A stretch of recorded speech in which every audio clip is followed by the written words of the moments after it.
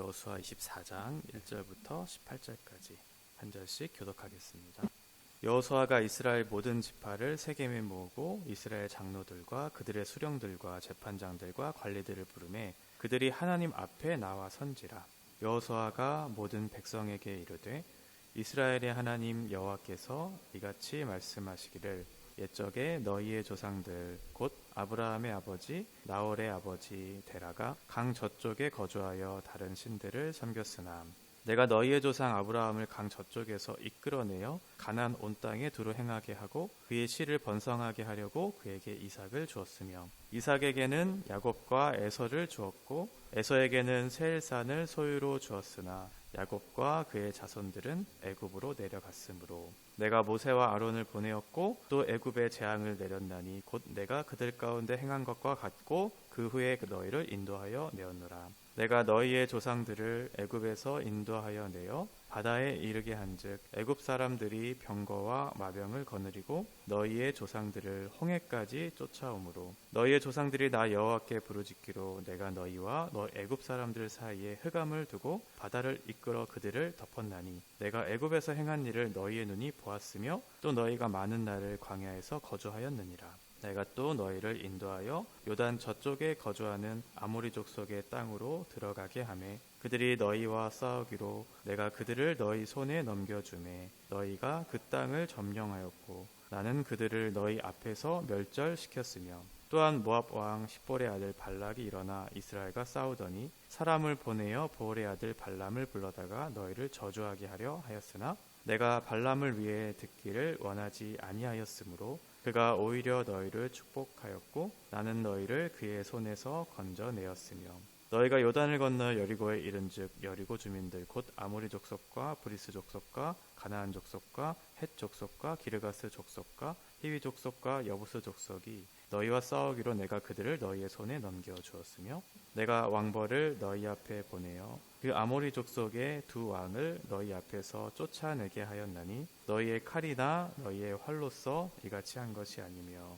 내가 또 너희가 수고하지 아니한 땅과 너희가 건설하지 아니한 성읍들을 너희에게 주었더니 너희가 그 가운데에 거주하며 너희는 또 너희가 심지 아니한 포도원과 감람원의 열매를 먹는다 하셨느니라.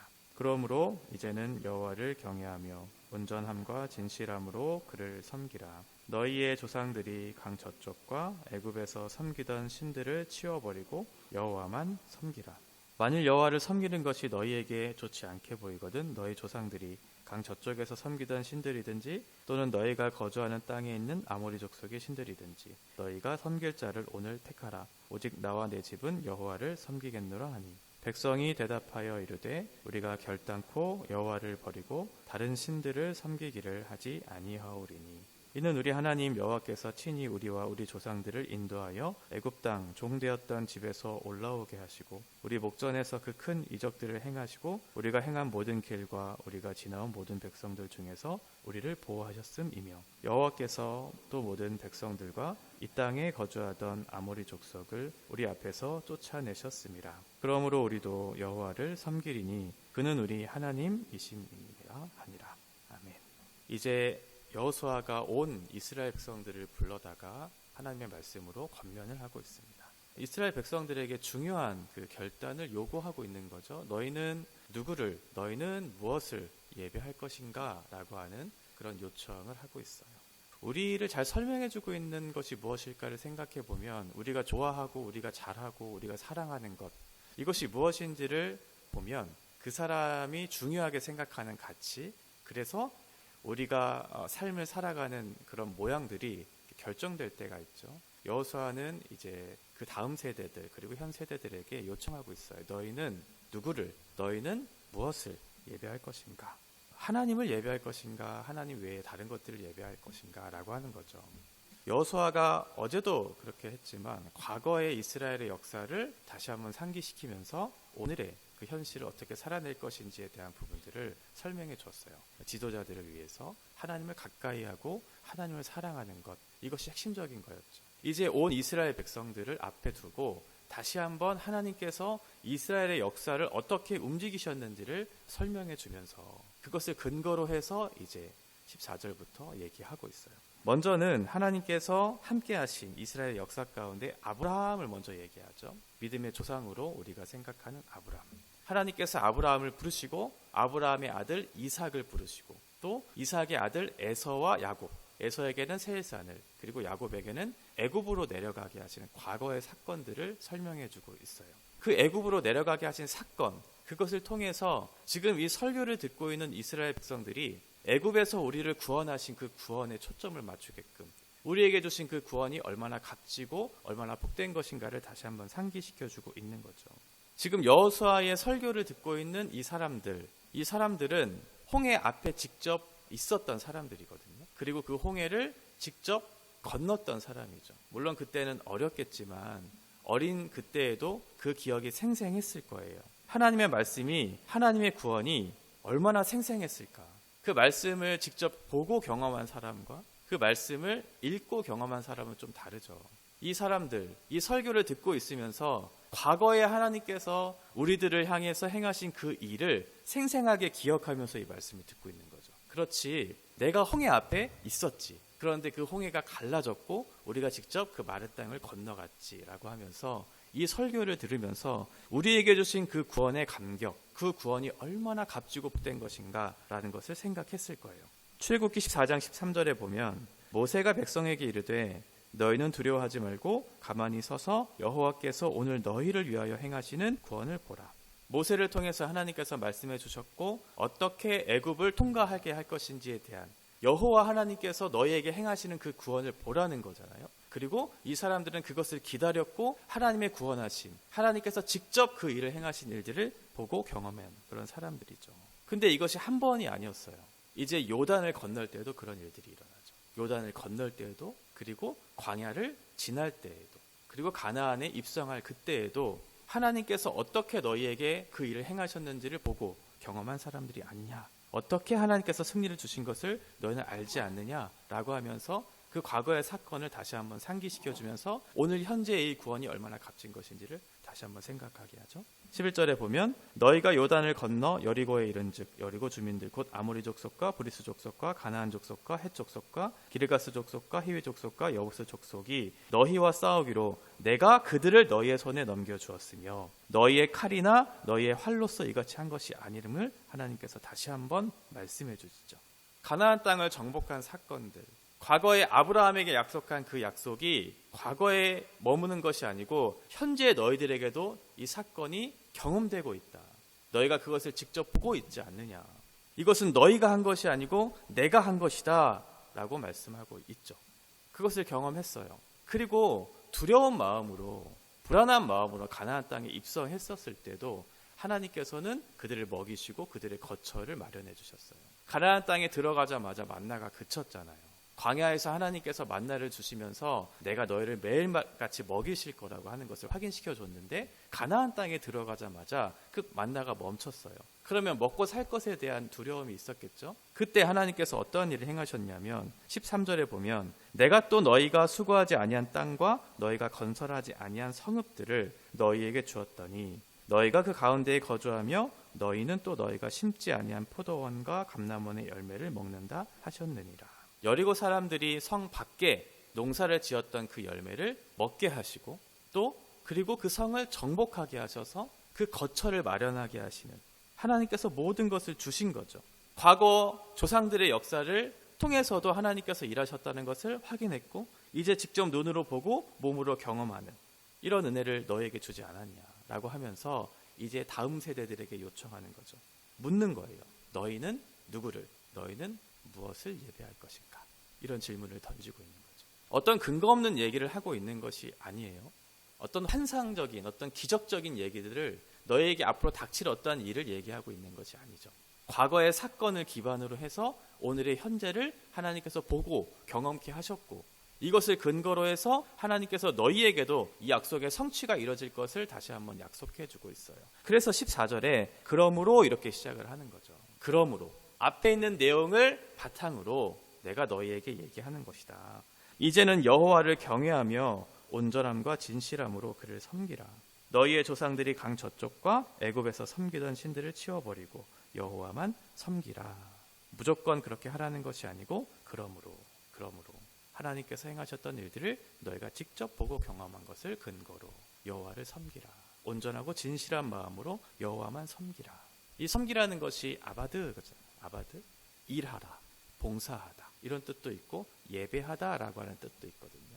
그러니까 너희는 누구를, 너희는 무엇을 예배할 것인가 묻고 있는 거죠. 지금 여호수아가 이렇게 마지막 자기의 어떤 유언적인 고별 설교를 하는 이 장소가 어디였냐면 바로 세겜 땅이었어요. 세겜. 왜 굳이 이 세겜이라고 하는 곳으로 불러 모았을까? 이것은 분명한 의미가 있었겠죠? 세겜은 이 이스라엘 백성들의 믿음이 출발된 곳이에요. 출발된 곳. 그러니까 굉장히 의미가 있는 곳이죠. 아브라함을 하나님께서 부르셨고 갈대아 우르를 떠나서 내가 지시할 땅으로 가라고 했을 때 그때 아브라함이 간 곳이 세겜으로 향했거든요. 그 세겜에 딱 도착했을 때 그때 그곳에 가나안 사람들이 정착해 살고 있었어요. 그 세겜에 도착하고 가나안 사람들을 보고 있을 때 하나님께서 아브라함에게 이런 약속을 주세요. 이 땅을 내 자손에게 줄 것이다. 이미 아브라함에게 약속한 그 땅을 줄 것이다. 이렇게 약속해 주신 거죠. 그리고 그 약속에 대해서 아브라함이 믿음으로 반응해서 그곳에 제단을 쌓아요. 그러니까 이스라엘의 믿음의 조상이었던 아브라함에게 약속하신 그 내용, 그 내용에 대한 믿음의 증거로 제단을 쌓은 그곳, 그 이스라엘의 믿음이 출발된 그곳이 바로 세겜이었다라고 하는 것이죠. 또 야곱이 형 에서를 찾아갔을 때 그때 에서가 400명의 그런 종들을 이끌고 지금 야곱을 찾아온다는 소식을 듣고 야곱이 두렵고 답답한 마음, 성경에 딱 이렇게 기록하고 있어요. 두렵고 답답한 마음으로 그 일을 기다리고 있었어요. 그리고 에서를 찾아가 만났을 때 얼마나 두렵고 답답한 마음으로 찾아갔는데 하나님께서 그들로 화해하게 하셨죠. 그리고 바담 아람에서부터 평안히 가나안 땅 세겜까지 가게 하셔서 그 세겜에서 장막을 치었던 곳이 바로 이 세겜이에요. 그리고 나서 세겜의 아버지 하몰의 아들들에게 베크시타로 밭을 사고 그곳에 제단을 쌓고 나서 하나님 앞에 이렇게 고백을 하죠. 엘 엘로헤 이스라엘. 이스라엘은 나의 우리 하나님이십니다. 이렇게 고백하는 장소. 굉장히 의미가 있었던 장소예요. 나를 지키시고 나를 인도해 주신 이것에 대한 감사함으로 제단을 쌓았던 곳, 이곳이 바로 세겜이죠. 또 야곱이 35장에 보면 베델로 올라오라고 하는 하나님의 말씀 앞에 순종해서 베델로 올라가서 어떠한 일을 하냐면 그가 이전에 섬겼던 이스라엘 자손들이 섬겼던 이방의 신상들, 귀걸이, 목걸이 이런 것들을 다 가져다가 그 땅에 묻어요. 이것은 과거의 어떤 우리가 잘못했던 우상 숭배에 대한 반성과 다시는 이 우상에 섬기지 않겠다라고 하는 결단을 했던 장소. 이곳이 바로 세겜이거든요. 그러니까 정리해 보면 세겜은 이런 곳이에요. 이스라엘 백성들의 믿음이 시작된 곳, 하나님의 약속이 주어진 곳, 그 믿음의 증거로 제단을 쌓은 곳이 바로 세겜이죠. 그리고 하나님께서 야곱을 모든 상황 속에서 건지시고 그를 은혜롭게 보호해 주시고 이런 모든 일련의 사건들이 잘 드러냈던 장소가 바로 세겜이라고 하는 곳이고 마지막 세 번째는 이제 모든 우상들을 버리고 우리가 하나님 앞에 결단하면서 내가 하나님만 예배하겠다고 그렇게 고백했던 장소가 바로 세겜이었다라고 하는 거예요. 바로 이 땅, 이 언약의 백성들이 하나님께서 언약하신, 약속하신 그 내용, 그 땅으로 들어와 살게 된 것이죠. 그러니까 이 땅에서의 그 삶이 얼마나 감격스러웠을까요? 그곳에서 이 설교를 듣고 있는 거예요. 그리고 나서 하나님께서 과거의 사건을 통해서 이 땅이 얼마나 의미 있는 곳인지를 알려주시고 나서 다시 한번 이 다음 세대들에게 요청을 하는 거죠. 25절에 보면 이런 얘기를 하세요. 그날에 여호수아가 세겜에서 백성과 더불어 언약을 맺고 그들을 위하여 율례와 법도를 제정하였더라. 세겜으로 불러서 지금 뭐 하자고 얘기하냐면 언약을 다시 한번 맺자고. 과거의 그 사건을 너희가 기억했다면 이 언약을 다시 한번 맺고 하나님의 율례와 법도를 따라 살아가는 것을 다시 한번 결단하자고 그렇게 얘기하죠. 이스라엘 백성들이 어떻게 화답하냐면 16절에 우리가 결단코 여호와를 버리고 다른 신들을 섬기기를 하지 아니하오리니. 이스라엘 백성들은 알았어요. 하나님께서 어떻게 우리를 인도하셨는지, 우리의 믿음이 어떻게 출발되었는지 아셨죠. 그 세겜 땅에서 하나님의 역사와 우리 삶 가운데 함께 하신 하나님의 은혜가 무엇인지를 알았어요. 우리도 그렇죠. 우리의 믿음의 출발이, 또 우리의 믿음의 과정이, 또 믿음의 현실이 어떠한 것인지는 우리는 알았죠. 그래서 다시 한번 하나님께서 약속의 말씀을 주실 때 우리도 이스라엘 백성들과 같이 이렇게 얘기하죠. 우리가 결단코 여호와를 버리고 다른 신들을 섬기기를 하지 않겠습니다 라고 그렇게 얘기하는 거죠. 이런 하나님의 신실하심, 우리를 이끄시고 우리를 붙들어 주시는 그 은혜가 우리 가운데 있기 때문에 우리는 억지로가 아니고 그러므로 기꺼이 즐거운 마음으로 감사한 마음으로 내가 주님을 예배하겠습니다. 내가 주님을 따르겠습니다. 이렇게 고백하는 거죠.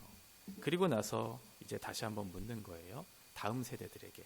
너희의 이전 세대들, 너희 조상들은 내가 이렇게 신실하게 이렇게 약속을 지키면서 그 은혜를 베풀었는데 너희는 어떻게 할 것인가? 너희는 누구를, 너희는 무엇을 예배할 것인가? 요청하고 있는 거예요. 우리 다음 세대들에게 물었을 때 우리 아이들은 어떻게 대답할 수 있을까요? 우리는 결단코 하나님을 버리지 않고 여호와만 섬기겠습니다. 그렇게 고백할 수 있을까요? 그런 믿음의 고백들이 우리 아이들에게 풍성하게 이어지는 그런 은혜가 있어야 되겠죠. 우리 안에 머물러 있는 것이 아니고 우리는 하나님 앞에 충분한 은혜를 받았고 그 은혜의 결과들이 너무나 크기 때문에 다시는 주님을 버리고 우상을 섬기기로 결단하는 마음이 우리 가운데는 안 생길 거지만 아직 그것을 알지 못하고 경험하지 못한 보고 듣지 못한 다음 세대들에게 하나님께서 요청하는 거예요. 너희는 누구를, 너희는 무엇을 예배할 것이냐고 그렇게 요청하고 있는 것이죠. 우리가 책임 있게 이 일들을 잘 묵상하면서 우리뿐만 아니라 우리 다음 세대들, 우리 귀한 다음 세대들, 우리가 매일같이 기도해야 되는, 책임 있게 섬겨야 되는 우리 아이들이 이러한 고백을 할 수 있도록 하나님 앞에 간절히 무릎을 꿇고 기도해야 될 때고, 우리의 몸과 힘을 다해서 다음 세대들도 너희가 누구를 섬길 것인가, 너희는 무엇을 따를 것인가 라고 고백해서 물었을 때 우리도 기꺼이 하나님을 따르겠다고, 하나님을 섬기겠다고 고백하는 그런 복이 우리 가운데 있기를 간절히 소망하면서 우리에게 주신 책임 있는 사명을 잘 감당하는 성숙한 어른으로서의 책임을 잘 감당하는 저 여러분 되시기를 결단하는 하루가 되셨으면 좋겠습니다.